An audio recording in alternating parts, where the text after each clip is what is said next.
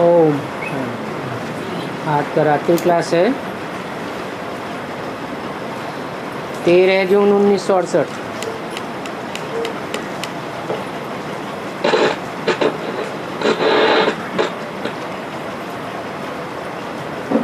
ऐसा शोभनीक संगठन कहाँ होगा?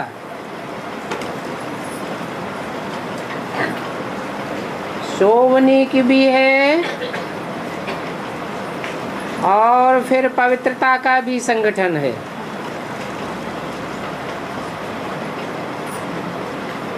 ये पवित्रता का नई दुनिया के लिए ज्ञान है।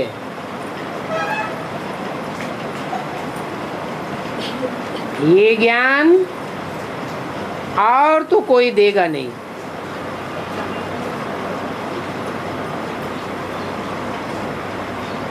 क्योंकि सभी कहते हैं कलयुग पुरानी दुनिया में अर्जुन 40,000 वर्ष पड़े।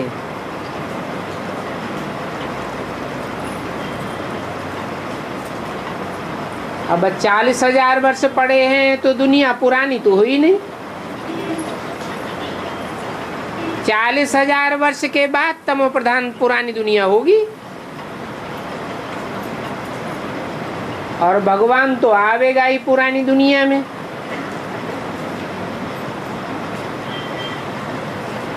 नहीं तो भगवान आकर के क्या करेगा? भगवान तो आते ही हैं पुराने को नया बनाने के लिए। ये षष्ठी रूपी मकान पुराना हो जाता है तब बाप नया मकान बनाने के लिए आते हैं। वो होते हैं हद के बाप और ये है बेहद का बाप।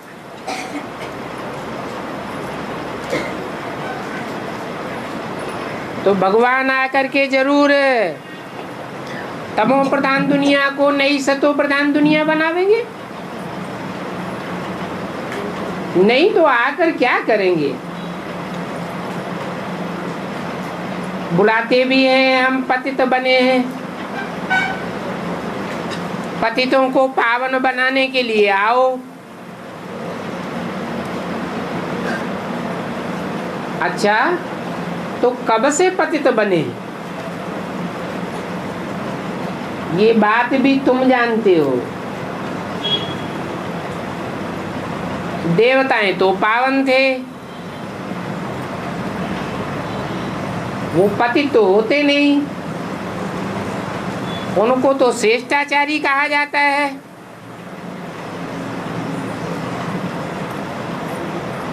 तो द्वापर युग से जब द्वैतवादी युग शुरू होता है तब पतित दुनिया शुरू होती है।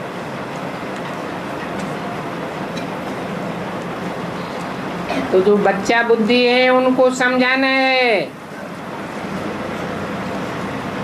कि ये षष्ठी चक्र कैसे फिरता है।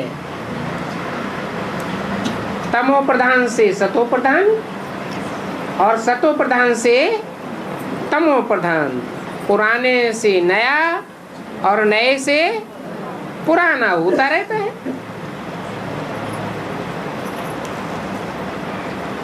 और यह बात तो कोई रचयिता बाप के बगैर कोई जानता ही नहीं।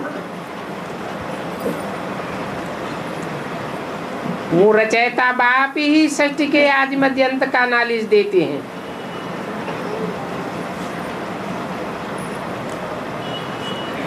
बताते हैं कि 84 का चक्र कैसे फिरता है। ये कोई 84 लाख योनियों का चक्र नहीं है। न मनुष्य 84 लाख योनियों में जाती है। मनुष्य आत्मा ज्यादा से ज्यादा 84 जन्म लेती है और कम से कम एक जन्म। कैसे मनुष्य वृद्धि को पाते हैं, फिर कैसे 84 का चक्र पूरा होता है।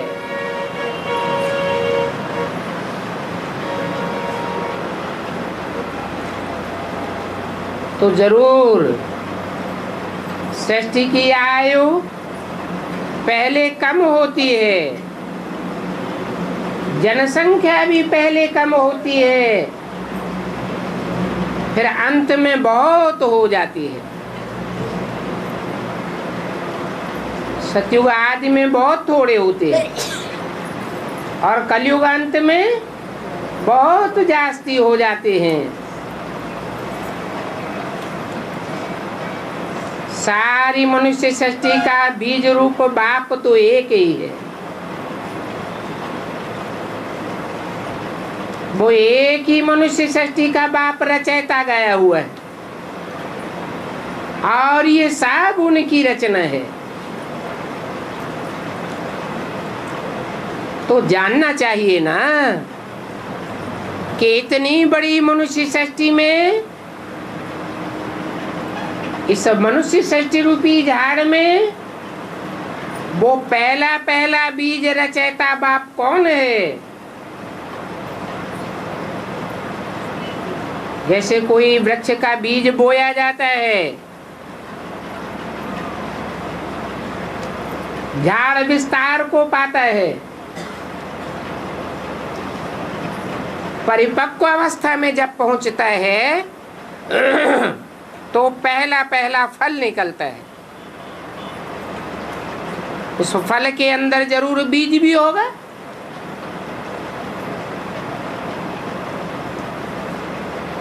पहले फल को बहुत महत्व देते हैं नई फसल उगाने के लिए। तो बाप कौन है मनुष्य सृष्टि का, ये जानना चाहिए। मनुष्य सृष्टि के बाप को और उस बाप के भी बाप को, जो कि सदैव निराकार है, निरंजन है, पापों की कालिमा उसको कभी नहीं लगती। वो आत्माओं का बाप और मनुष्य सृष्टि का बाप कंबाइंड होकर इस मनुष्य सृष्टि पर प्रत्यक्ष होता है।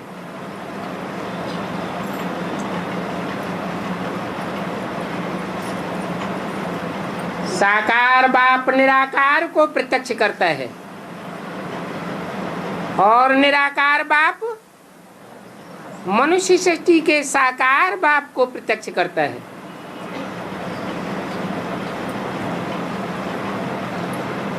एक के बगैर दूसरे की प्रत्यक्षता हो न सके।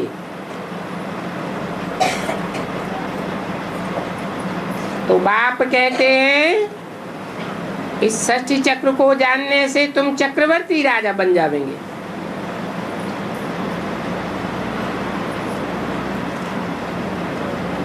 अपने भी 84 जन्मों के चक्र को जान जाएंगे।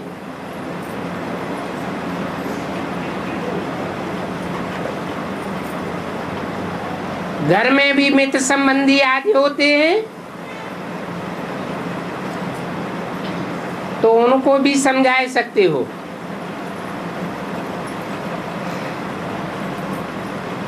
उनमें से जो जानते हैं, समझते हैं कि इन बातों से तो बहुतों का कल्याण होगा, तो वो सर्विस भी करते हैं।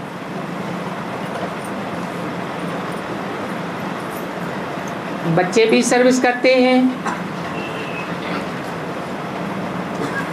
दिल में ये तो आता है कि मैं जो कुछ जानता हूं मेरे घर परिवार वाले भी जान जावे। ये भी विश्व के मालिक बन जावे। अब बनेंगे तो नंबरवार। विश्व के मालिक तो ये देवी देवताएं ही थे। ये देवी देवताएं विश्व के मालिक बाहुबल की ताकत से नहीं बनते। भगवान आकर के जो योग बल सिखाते हैं उस योग बल से ही विश्व के मालिक बनते हैं।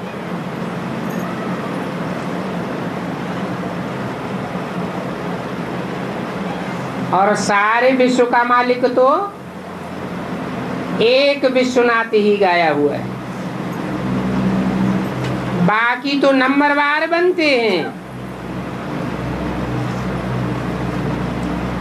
एक मालिकाना कैसे संभालेगा? सहयोगी मददगार तो जरूर चाहिए।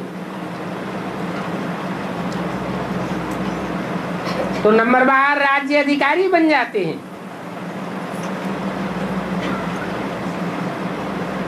ये समझाने के लिए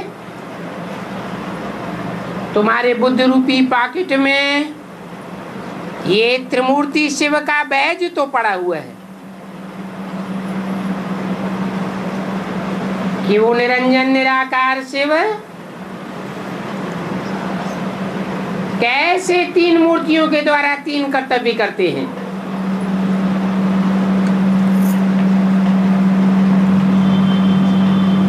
ऐसी बहुत सी संस्थाएं होती हैं जिनकी कोई न कोई निशानी जरूर होती है। तो ये त्रिमूर्ति शिव का चित्र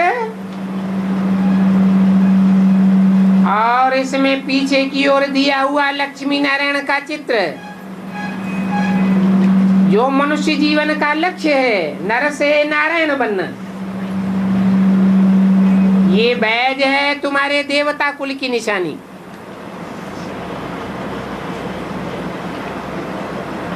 ये बैज सदैव बुद्धि में रहना चाहिए।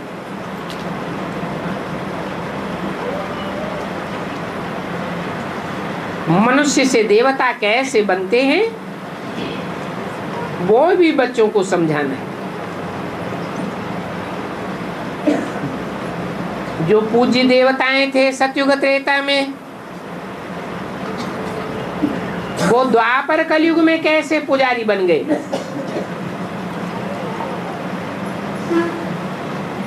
फिर पुजारी से पूज्य कैसे बने, ये कहानी तुम कोई को भी समझा सकते हो।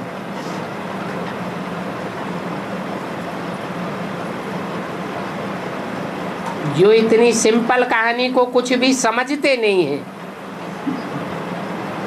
वो क्या करेंगे।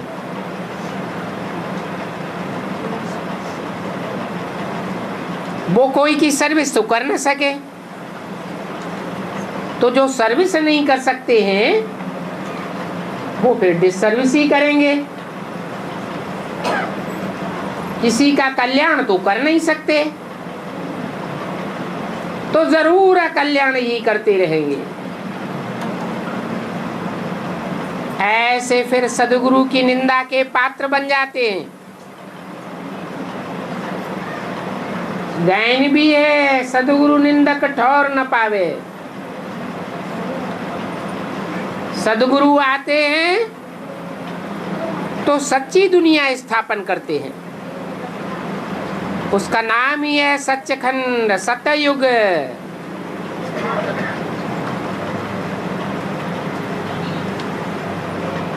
ऐसे सतयुग का निर्माण सच्चा बाप ही आकर करते हैं। उनको कहते ही हैं सच्चा बादशाह सत्य चित्तानंद।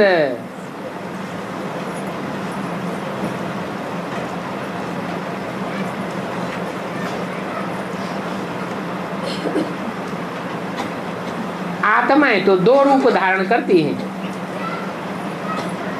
या तो स्त्री का रूप धारण करती है आत्मा, या पुरुष का रूप धारण करती है। कहाँ स्त्री अच्छी होती है तो पुरुष भुट्टू होता है, ज्ञान को इतना समझ नहीं सकते। कहाँ पुरुष अच्छा होता है तो स्त्री भुट्टू होती है।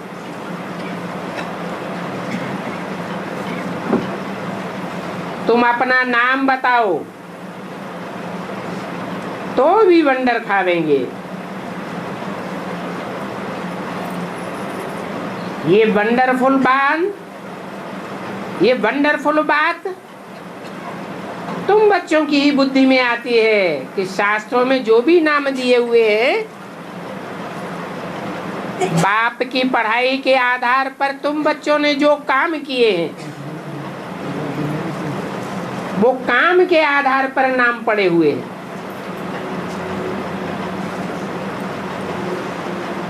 अच्छे बच्चों को बाप ने ही ऐसे वंडरफुल नाम दिए।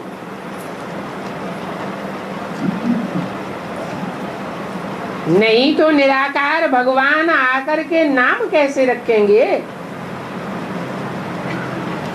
काम के आधार पर ही नाम रखे जाते हैं।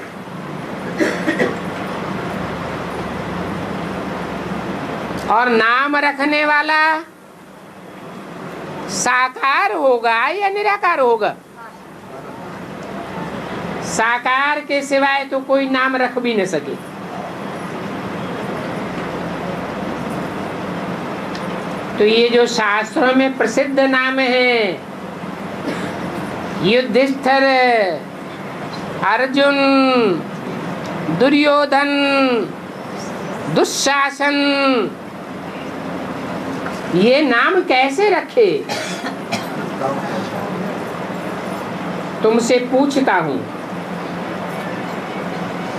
शिव बाबा ने तुम्हारा नाम कैसे रखा?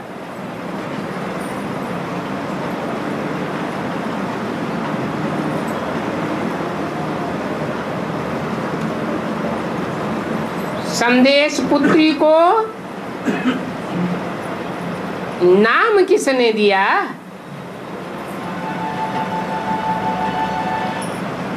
प्रदर्शनी आज में तो ढेर आते हैं, परंतु ढेर के ढेर आने वाले सब राजयोग सीख करके राजा तो नहीं बनेंगे। ये तो बच्चे समझते हैं। प्रदर्शनी में ढेर के ढेर आने वाले इतना ऊंच पद नहीं पा सकते। कितना ऊंच पद?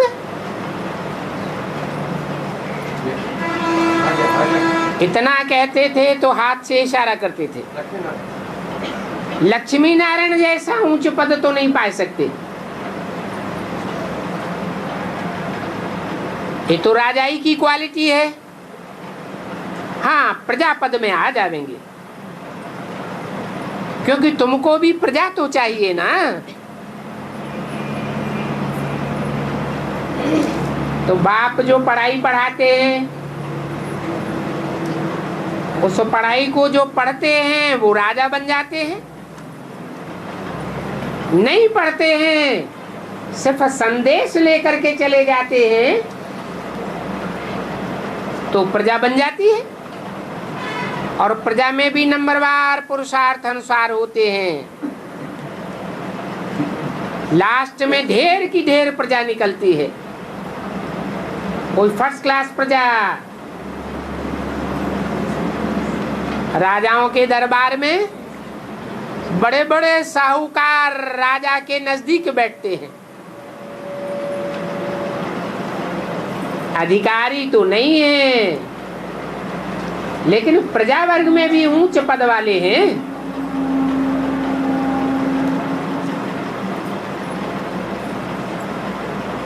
तो प्रजा तो तुम बच्चों को बहुत चाहिए। प्रजा में भी पाई पैसे की प्रजा बनने वाले भी चाहिए।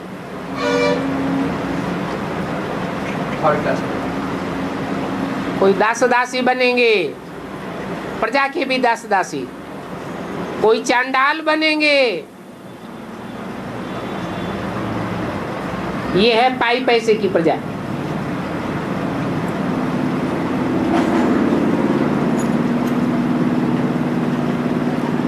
ये दुनिया तो दुखधाम है। बाप तो आकर के सुखधाम की स्थापना करते हैं। बाप को कहा ही जाता है सुख का सागर,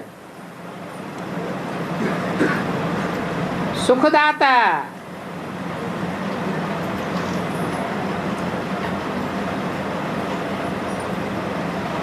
वहां सुखधाम में बहुत थोड़े मनुष्य होते हैं पहले पहले,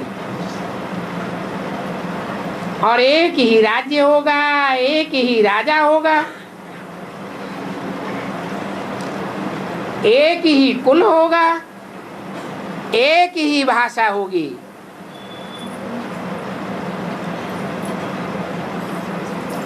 तो लड़ाई झगड़े का सवाल ही पैदा नहीं होता। आज के दुखधाम में भी मनुष्य एकता चाहते हैं ना, परंतु एकता कैसे हो सकती है वो समझते नहीं है। अलग अलग धर्म बनाए हुए हैं, अलग अलग उन धर्मों के धर्म पिताए हैं, अलग अलग राज्य हो गए हैं, अलग अलग कुल और जातियां हो गई हैं, अलग अलग भाषाएं हो गई हैं। जो राजा गद्दी पर बैठा उसने अपनी भाषा चलाई दी, तो एकता कहां से आवेगी?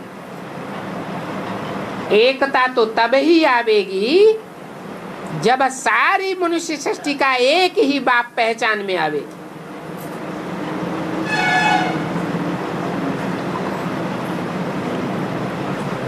वो एक का राज्य था तो वननेस थी, शांति थी। कहते भी रहते हिंदू मुस्लिम सिख ईसाई सब आपस में भाई भाई, सिर्फ कहने मात्र। जब बाप ही एक नहीं है तो भाई भाई कहां से बन जाएंगे? ये बात का किसी को पता ही नहीं है। अभी तुम ये बात समझाते हो कि सारी मनुष्य सृष्टि का एक ही बाप है और वो सब धर्मों में गाया हुआ है। क्रिश्चियन लोग सृष्टि के उस आदि पुरुष को एडम कहते हैं, मुसलमान आदम कहते हैं, जैनी लोग आदिनाथ कहते हैं, हिंदुओं में तो आदि देव कहा ही जाता है।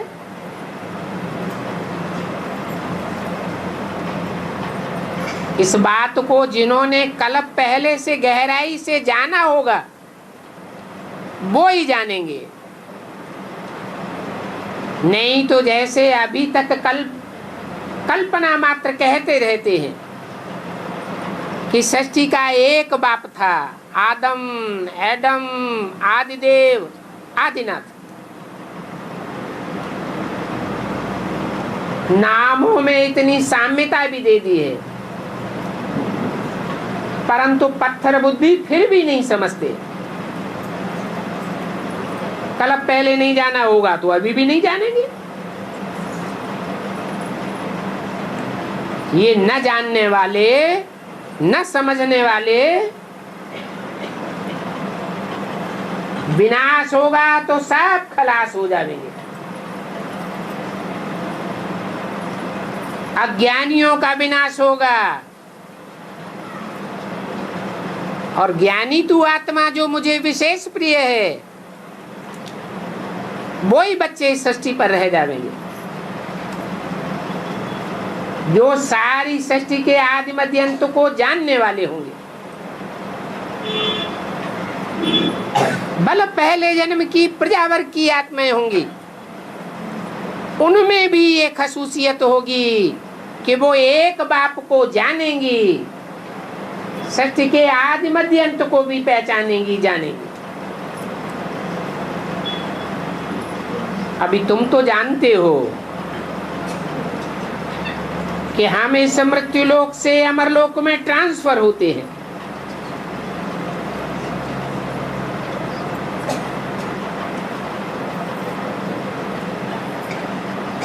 हम अमरलोक में जाते हैं। क्या वहां मरते नहीं हैं? मरना माने शरीर छोड़ना, शरीर तो साथ छोड़ते हैं, लेकिन इच्छा मृत्यु होती है। अपनी स्वेच्छा से शरीर छोड़ते हैं, सुखपूर्वक मृत्यु होती है। उसको काल के गाल में जाना नहीं कहेंगे, क्योंकि मृत्यु अपनी मुट्ठी में रहती है। उनको अमर कहा जाता है, क्योंकि अगले जन्म में भी आत्मिक स्मृति रहती है। आत्मा कभी मरती नहीं है, तुम सिर्फ ट्रांसफर होते हो।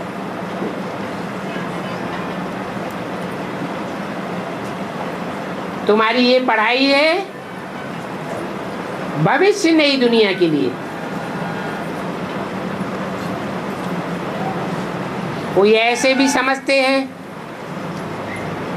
कि भगवान आया हुआ है तो हमारे इस जन्म के प्राप्ति के लिए आया हुआ है, परंतु इस जन्म में तो जो भी प्राप्ति होनी है अथवा जो भी अप्राप्ति होनी है वो तुम्हारे पूर्व जन्मों का प्रतिफल होगा।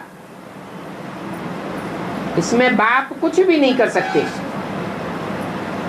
अपने अपने किए हुए कर्म, उनका कर्म फल भोग तो भोगना ही पड़ेगा।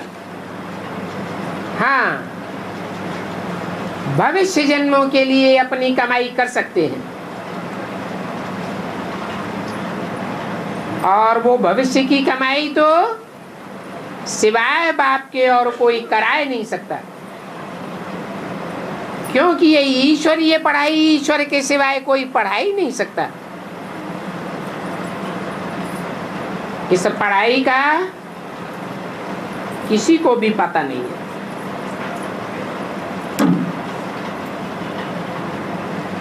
ये संगम युग पुरुषोत्तम युग है। पुरुष माने आत्मा,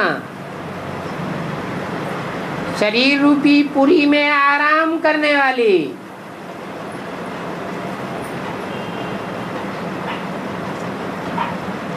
ये आत्मा जो पुरुष रूप में पुरुषार्थ करती है,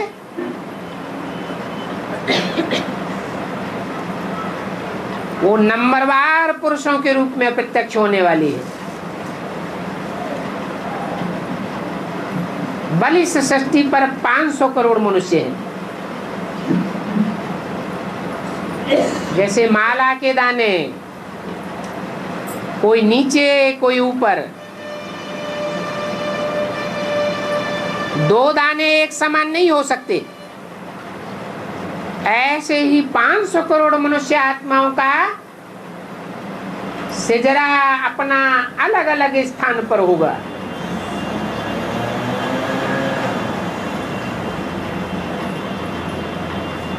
तुम ब्रह्मा कुमार कुमारियों की जहां सेंटर्स हैं,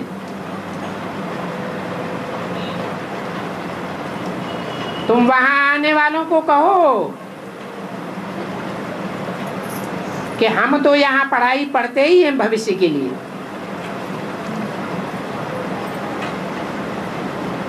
हम पढ़ने वाली आत्माएं हैं।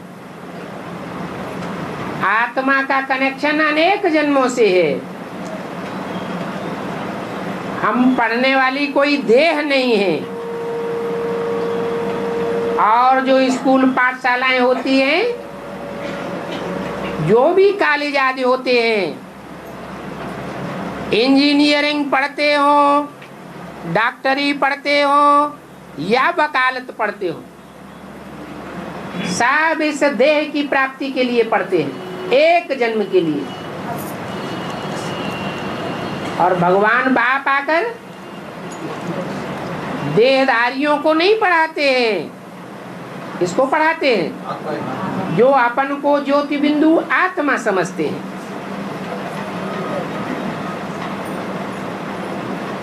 इन बिंदु बिंदु आत्माओं का बाप भी ज्योति बिंदु है। वो ज्योति बिंदु बाप हमारा बाप भी है, पढ़ाने वाला टीचर भी है, और सदगति करने वाला सदगुरु भी है।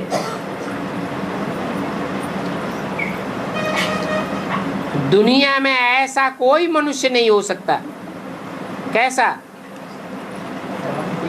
कि बाप भी हो, टीचर भी हो, आदि से लेकर के अंत तक की पढ़ाई पढ़ाने वाला, और फिर सदगति करने वाला सदगुरु भी हो। कोई का हो सकता है कि बाप टीचर भी हो, परंतु सदगुरु भी हो, अंत में सदगति करने वाला हो, ये तो हो ही नहीं सकता।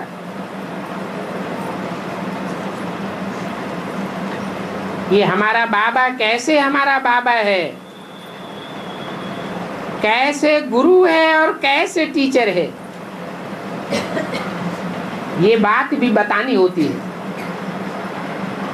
बाबा कहा ही जाता है साकार निराकार के मेल को। वो निराकार बिंदु बिंदु आत्माओं का बाप भी है, और साकार मनुष्य सृष्टि में जो भी 500-700 करोड़ मनुष्य हैं, उन सब मनुष्यों का जन्मदाता पिता भी है।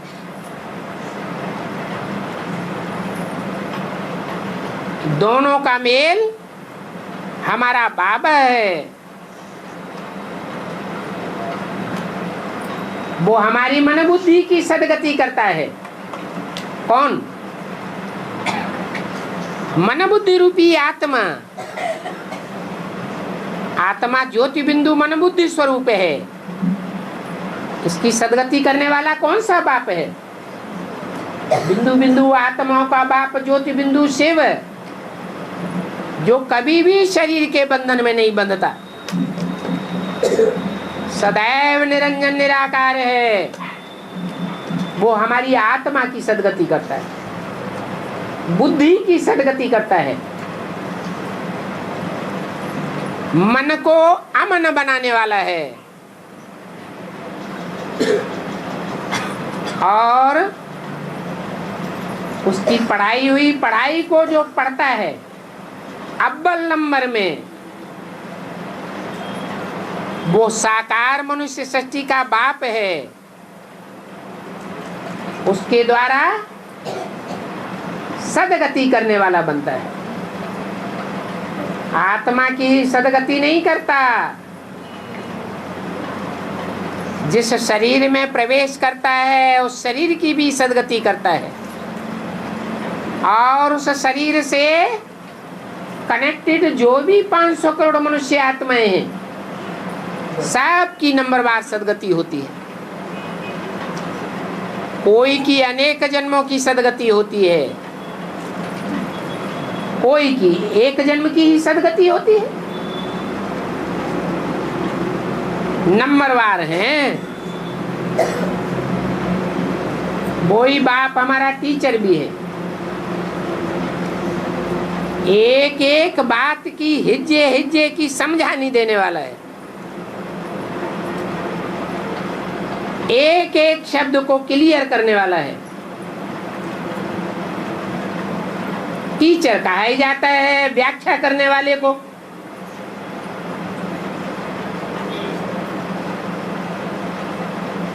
वो बाप हमारा भगवान है, हमारे जन्म जन्मांतर का भाग्य बनाने वाला है, इसलिए भगवान कहा जाता है। भगवानवाच, मैं ही तुमको राजयोग सिखाता हूं।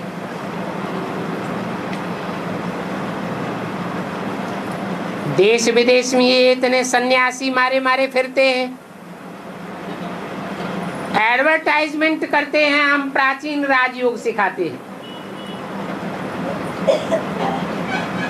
परंतु प्राचीन राजयोग से तो नई दुनिया बनी थी।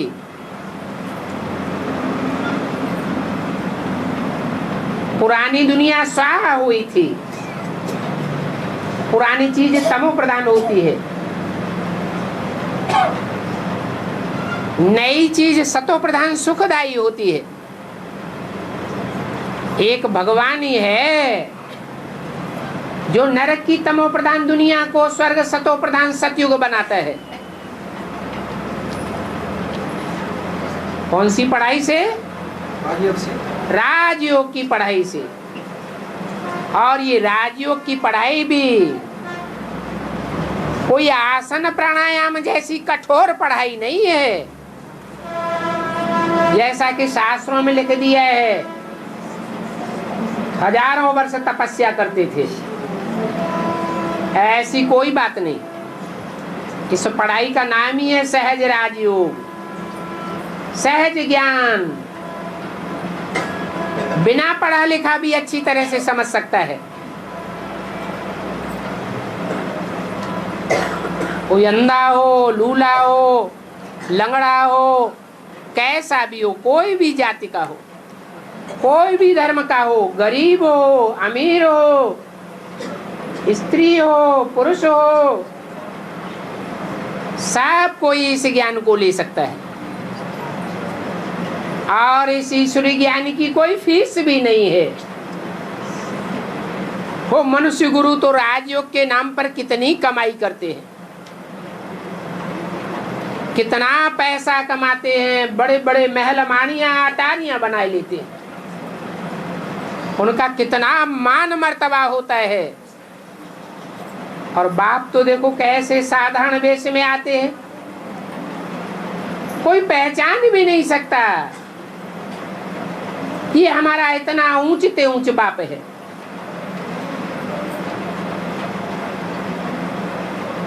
इन बातों को बहुत अच्छी रीति युक्तियां निकाल करके समझाना होता है।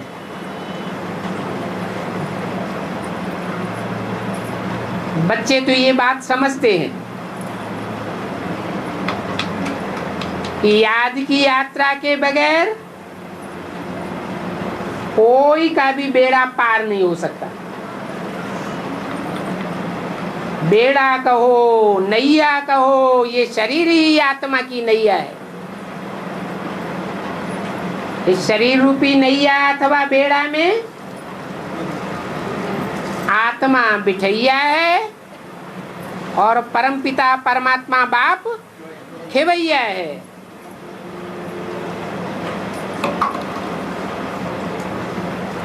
जो इस जहाज में बैठते हैं,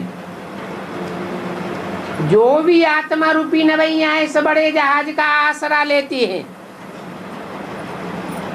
वो सब पार जावेंगी। काहे के पार जावेंगी? ये दुनिया विषय वैतरणी नदी कहो, विषयों का, विषय विकारों का सागर कहो, इस विषय विकारों के सागर से पार चले जावेंगे, निर्विष दुनिया में चले जावेंगे, जहां विष्णु का राज्य होगा। विष्णु का अर्थ ही है नो विषय टाल। विषय विकार का नाम मात्र नहीं होता।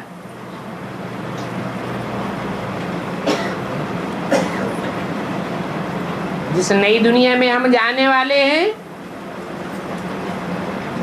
उस नई दुनिया की राजधानी भी बाप स्थापन करते हैं। ऐसे नहीं कि बाप आकर के नए धर्म की स्थापना करते हैं।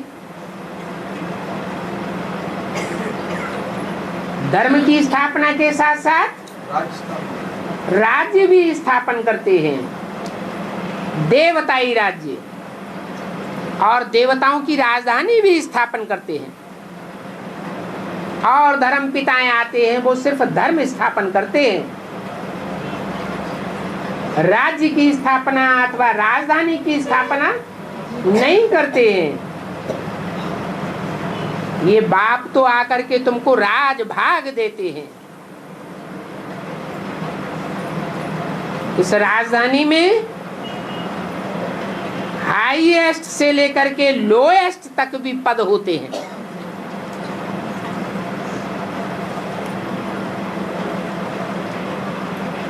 हाईएस्ट से हाईएस्ट पद कौन सा है?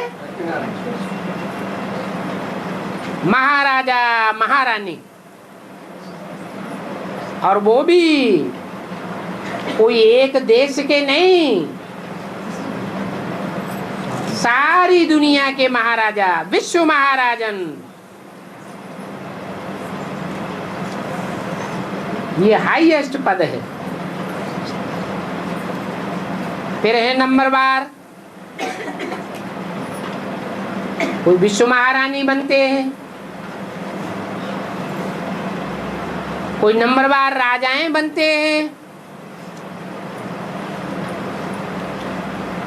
कोई महाराजा और राजाओं के राज्याधिकारी बनते हैं,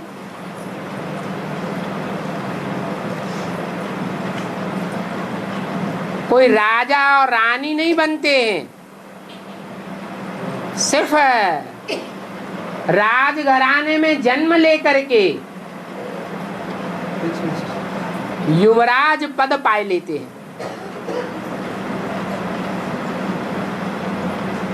प्रिंस बन जाते हैं, प्रिंसेज राजकुमारी बन जाते हैं, परंतु राजा नहीं बन पाते। उनका भी मर्तबा तो होता है ना। फिर हैं प्रजावर्ग में। प्रजा तो बहुत ढेर की ढेर होती है,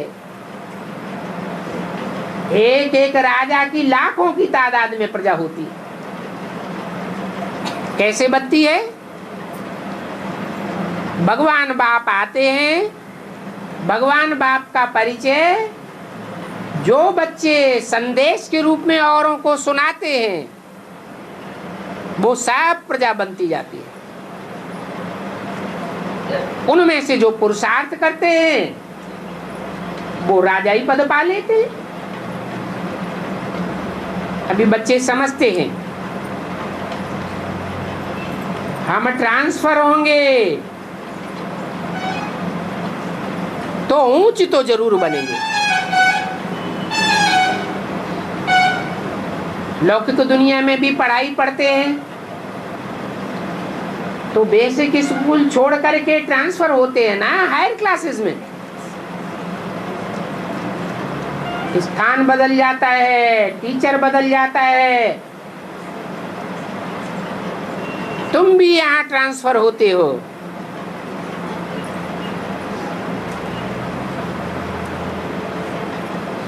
बच्चों को पहले पहले पढ़ाई कौन पढ़ाता है?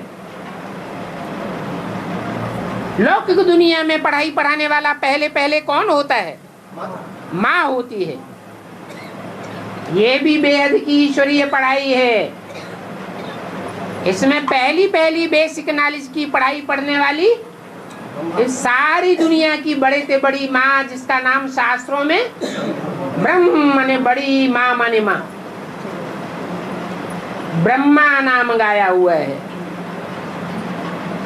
उनसे पढ़ाई पढ़ने वालों और धारण करने वालों को ब्रह्मा कुमार कुमारी कहा जाता है। वो सिर्फ अम्मा की पढ़ाई पढ़ते हैं, उनको बाप पढ़ाई नहीं पढ़ाता है। फिर उनमें से ट्रांसफर होता है ऊंच पढ़ाई पढ़ने के लिए। वो ऊंच पढ़ाई पढ़ने वालों के जीवन में प्रैक्टिकल बात क्या आती है?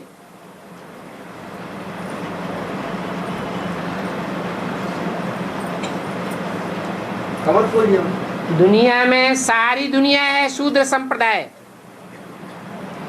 भगवान बाप आते हैं तो ब्रह्मा के द्वारा शूद्रों को ब्राह्मण बनाते हैं। उन ब्राह्मणों में भी नंबरवार 9 कुरियों के ब्राह्मण शास्त्रों में गाए हुए हैं। उनमें से जो सूर्यवंशी बच्चे हैं वो बच्चे, उनकी एक खसूसियत है कि वो अपन को आत्मा समझने लग पड़ते हैं। प्रैक्टिकल में उनकी अपन को ज्योति बिंदु आत्मा मस्तक में चमक रही है। ये बात पक्की होने लगती है नंबरवार पुरुषार्थ अनुसार।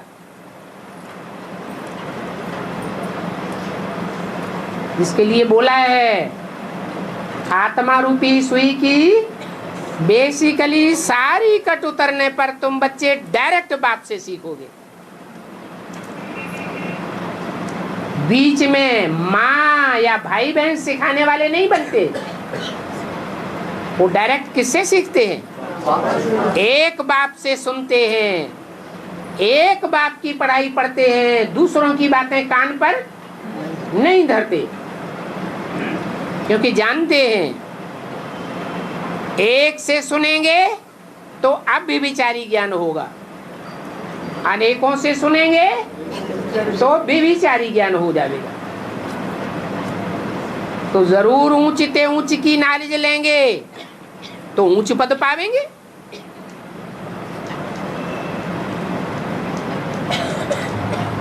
नॉलेज के ऊपर सारा मदार है।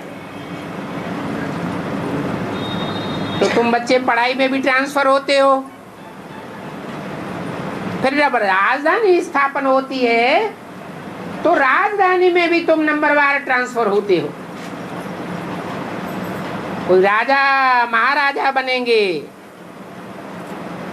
कोई रानी महारानी बनेंगे, कोई बड़े बड़े साहूकार बनते हैं, कोई प्रजा में भी दास दासी बन जाते हैं। जो जितना इस ईश्वरीय नॉलेज को समझते हैं और उनको समझाते हैं वो उतना ऊंच पद पाए लेते हैं। नहीं समझते हैं तो नंबरवार पद पाते हैं कि सब एक जैसा पावेंगे। अभी तुम समझदार अक्लमंद बनते हो।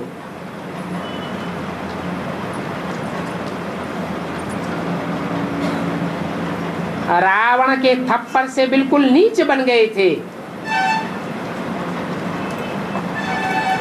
63 जन्म तुमको रावण ने थप्पड़ आया है।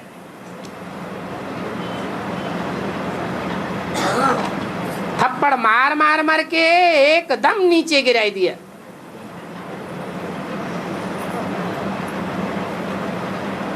एकदम तमो प्रधान पाताली दुनिया में चले गए। बर्थ नाटे पैनी बन गए। एक कौड़ी की भी कीमत नहीं रही। आज की दुनिया में जानवरों की ज्यादा कीमत है या मनुष्य की ज्यादा कीमत है? कुत्ते कारों में घूमते हैं, कुत्तों को मिलता दूध भात, बच्चे भूखों चिल्लाते हैं। भगवान के बच्चों को रोटी भी नसीब नहीं हो रही है भरपेट। तो बाप कहते हैं मैं तुमको बर्थ नाटे पैनी से बर्थ पाउंड बनाता हूं।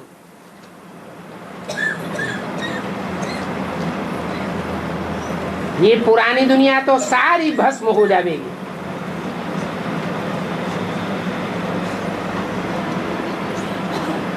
आज से 70 साल पहले न भगवान बाप आया था,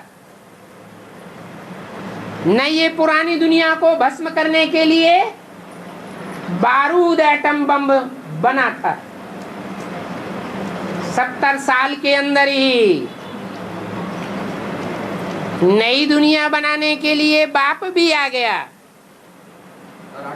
और साथ साथ पुरानी दुनिया भस्म करने का बारूद भी तैयार होने लगा।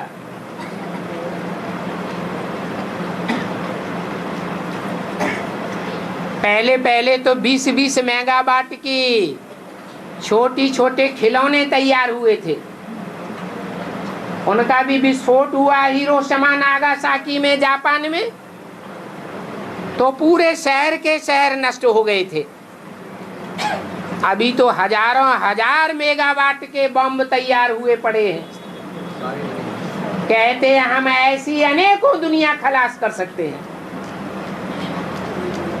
उनको पता ही नहीं है अनेकों दुनिया तो होती ही नहीं है, दुनिया तो एक ही है जहां जीवन होता है। इस पृथ्वी पर ही उत्तरी ध्रुव और दक्षिणी ध्रुव जहां सूरज की किरणें तिरछी पड़ती हैं, सूरज दूर हो जाता है, वहां जीवन ही नहीं है। तो और ग्रह उपग्रह तो कितनी दूर हैं और कितने सूरज के नजदीक हैं, वहां तो जीवन होने का सवाल ही पैदा नहीं होता।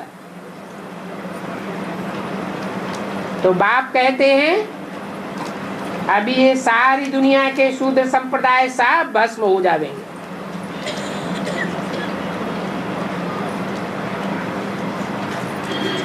और ये जो कन्वर्टेड होने वाले ब्राह्मण हैं नीची कुरियों के,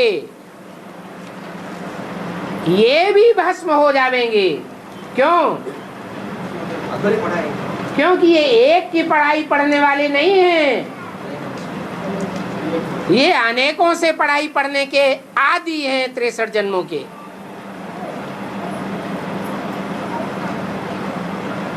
कुछ भी नहीं रहेंगे।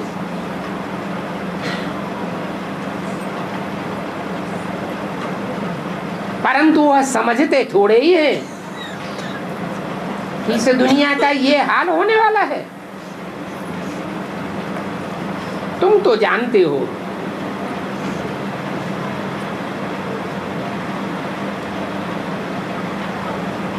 वेदों शास्त्रों आदि में कोई भी ऐसा शास्त्र नहीं है जिसमें रचयिता बाप और रचना के अनेक जन्मों का ज्ञान दिया हो।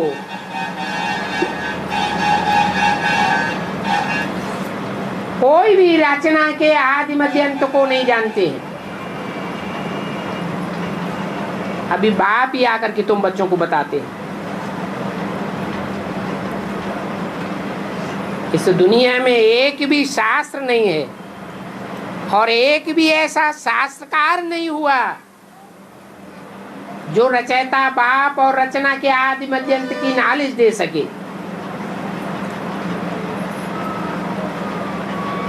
इसलिए बाप कहते हैं ये वेद शास्त्र आदि सभी भक्ति मार्ग के हैं।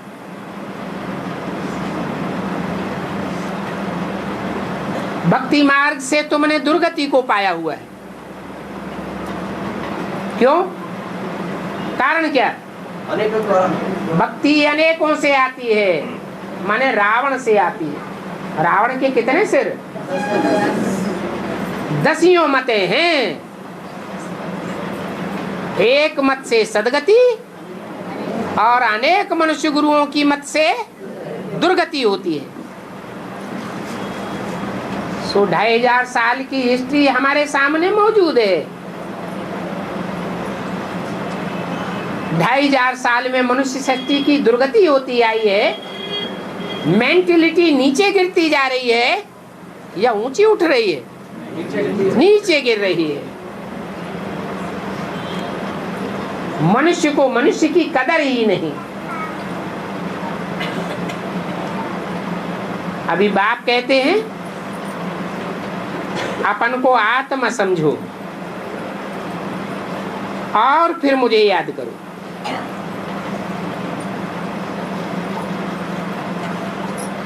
तुम आत्मा पार्टधारी हो। जन्म जन्मांतर तुमने नए नए चोले लेकर के पार्ट बजाए हैं सच रूपी रंगमंच पर।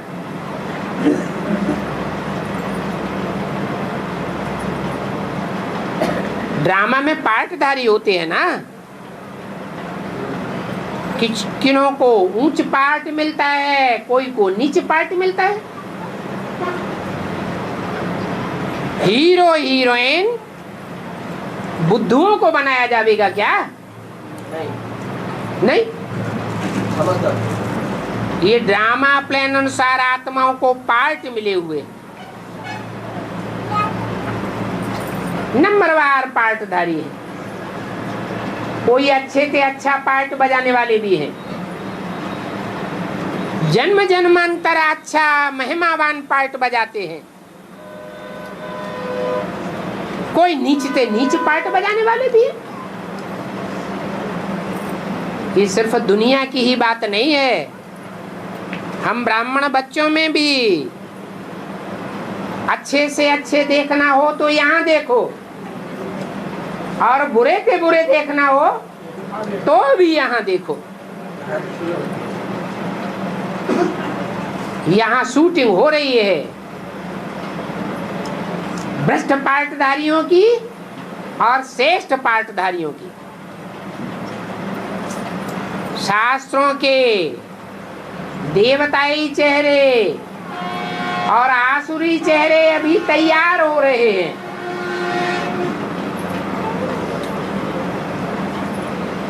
जब रिजल्ट निकलेगा तो कोई असुर साबित हो जाएंगे और कोई देवता साबित हो जाएंगे। अभी तुम बच्चे बनते हो फरिश्ता। फरिश्तों में भी नंबरवार होते हैं। कोई तो भूत प्रेत बन जाते हैं,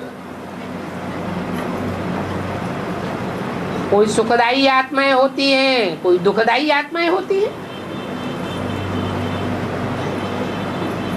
ये भी बाप बताते हैं कि आत्मा कैसे शरीर में आती है?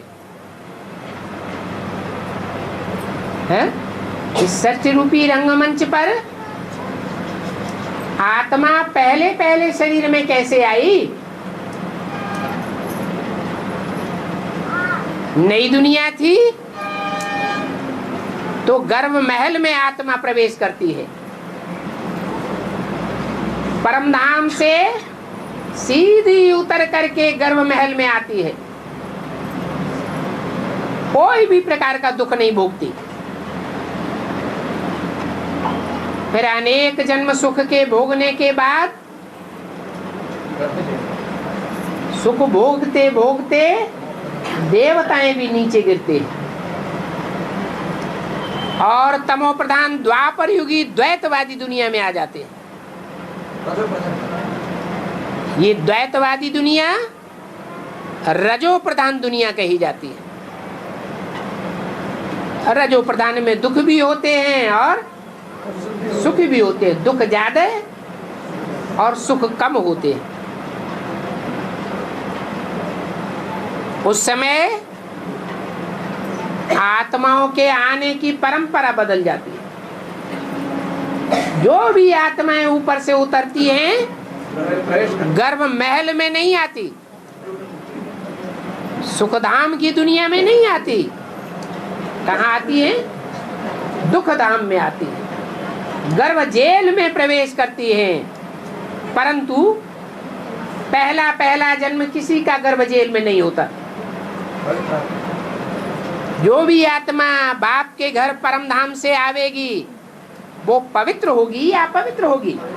पवित्र आत्मा गर्भ जेल में प्रवेश नहीं कर सकती।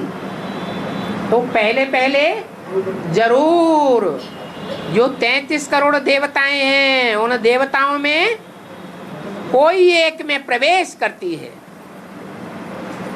जैसी जैसी पाटधारी आत्मा वैसा वैसा घोड़ा उसका मुकर्रर होता है, उसमें प्रवेश करती है और संग का रंग लगता है उस देहधारी आत्मा का जिसमें प्रवेश करती है। संग का रंग लगने से नीचे गिरेगी या ऊपर उठेगी? नीचे गिरती है।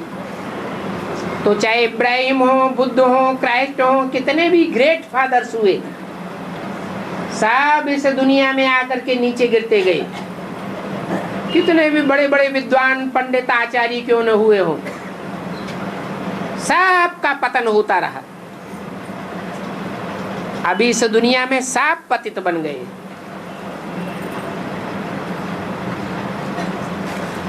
परंतु ये ज्ञान वेद शास्त्रों में नहीं है, क्योंकि सब ने दुर्गति को पा लिया।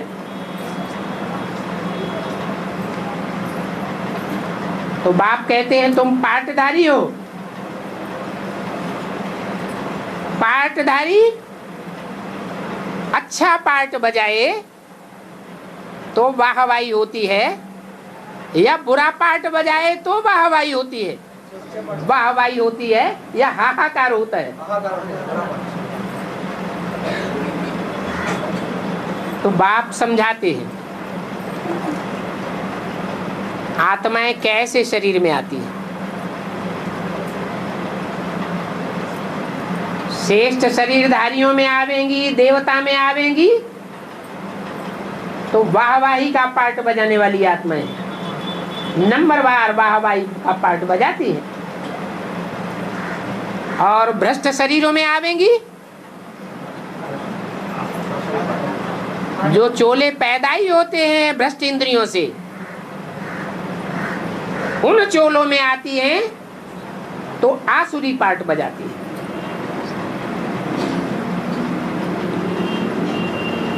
तो जानते हैं ड्रामा में कोई का हीरो हीरोइन जैसा पार्ट होता है, कोई का विलियन का पार्ट होता है। पार्टधारी नंबरवार हैं। तो देखो कितनी वंडरफुल बात है। ये आत्मा कितना छोटा सा रॉकेट है, और ये रॉकेट कितना तीखा है। अभी अभी शरीर छोड़े और लंदन में जाकर 1 सेकंड में गर्भ में प्रवेश कर जाता है। सेकंड में जाकर के कहां का कहां पहुंच जाता है। परंतु आत्मा क्या चीज है ये कि भी मनुष्य नहीं जानते। बल वेद शास्त्र आदि पढ़े हो परंतु जानते कुछ भी नहीं है। अच्छा, मीठे मीठे सिकिल दे बच्चों को रूहानी बाप व दादा का याद प्यार गुड मॉर्निंग। रूहानी बच्चों को रूहानी बाप का नमस्ते।